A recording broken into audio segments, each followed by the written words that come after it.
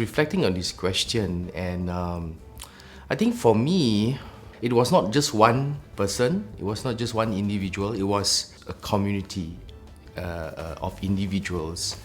And I remember I was growing, I grew up in a very, I was blessed because I grew up in a very supportive, loving community of, I come from St. Teresa's Church, and I grew up in St. Teresa's Church, Malacca, the parish that I'm serving right now, ironically, and I think it's also very special because I come from that parish, and now I'm going back there to serve as an assistant parish priest, so I'm very blessed. So I grew up in that parish, and I grew up in a community of people who are supportive to one another, who respected one another, and we were very close. Teenagers as well as parents together, which I seldom see nowadays in the parish. So I grew up in an environment where I knew my teenagers, my peers. We grew up together in a church. And at the same time, we knew each other's parents. Parents were also very involved in church. And I remember I grew up in that time when I was a parishioner, when I was a teenager in St. Teresa's Church, back in the 90s, in the late 80s. Father Ignatius Juan, the late Father Ignatius Juan, was the assistant parish priest there. And he brought in very good programs for the youth. The Persons Are Gifts, PAG youth, PAG program, the Youth Encounter program, Emmaus Experience program, the PRE, Parish Renewal Encounter program. So all these programs encourage community building. And that community that I belong to, from teenagers to parents to young adults, that was my light of hope. That was my light as I was growing up, and that built the character, the person that I am today. Yeah, growing up in an environment of community, and I experienced God's love through this community that I grew up in St. Teresa's Church, through the CFM youth, through the Caritas youth group of Malacca at that time. And the parishioners of that time. And I remember at that time when I was growing up, I had great mentors, great priests and spiritual directors like Father Ignatius Juan, Father John Yu, the late Father Merinda, Father Bala, Father Bine. So I look at these people, and they gave me a sense of these people sacrificed so much, their life for the church, for the diocese. And they were very fatherly figures, And even nuns, I remember we had the Mother Angelica, who was a Canossian, very old Italian Canossian nun. She reminds me of Mother Teresa because she was like, even her body shape is like bongkok. She was very old, but she was filled with zeal for the young people. So when I look at these figures, it gave me a sense of inspiration that, I want to give my life just like them also to the church, to the young, to people, to community.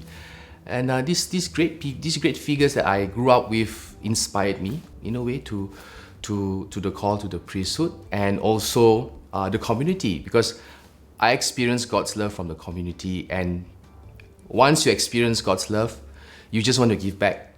You just want to give your life to others because you have been touched by God's love through community. Yeah. Good question, because I deal with young people a lot, I deal with teenagers a lot. And I think one of the ways is to actually listen to them, listen to to what they are going through in life, to their challenges. And I think a lot of times we like to tell young people what to do, do this, don't do that, avoid this, you better study hard, you better come to church. So I think we've been telling them what to do all the time, but we are not, we don't take the time to listen to them, to listen to actually what they're actually struggling with. Because the teenagers that I work with, they all have issues, they all have challenges, and especially nowadays, I think young people, their challenges are, I think, more difficult than my time or my parents' time, because the world is more complicated now,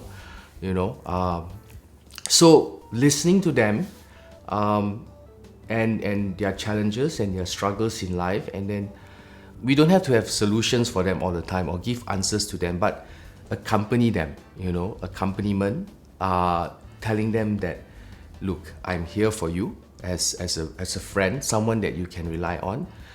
I will do my best to help you, to listen to you, to support you. I may not have the answers to everything, but I think allowing the young people to know that they have a friend that they can rely on. May not have the answers to everything, but at least there's a friend there for them. Young people need to know that they are not alone in their struggles. Yeah. Well, I just finished this Emmaus experience program with young adults, about 30 out of them, and they are from various parishes from our diocese, and they are young adults, from a range from 21 above to 40. And we know that this range of group of people are the most challenging in terms of it's hard to get them to church, it's hard to get them to come and lead the church.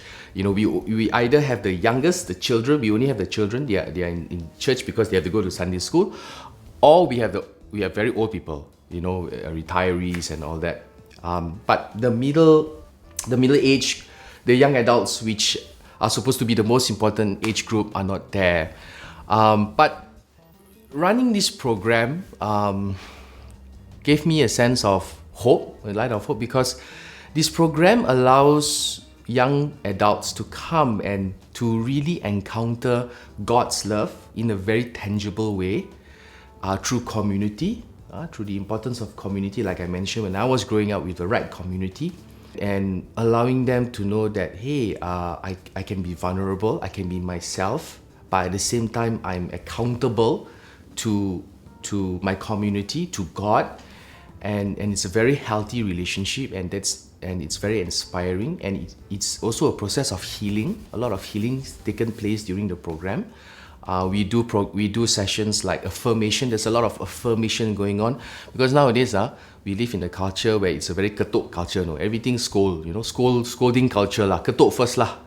So it's important that as young people, we build a culture of affirmation, and not just to carry you or to ampu you, but authentic, honest and sincere affirmation of the other person.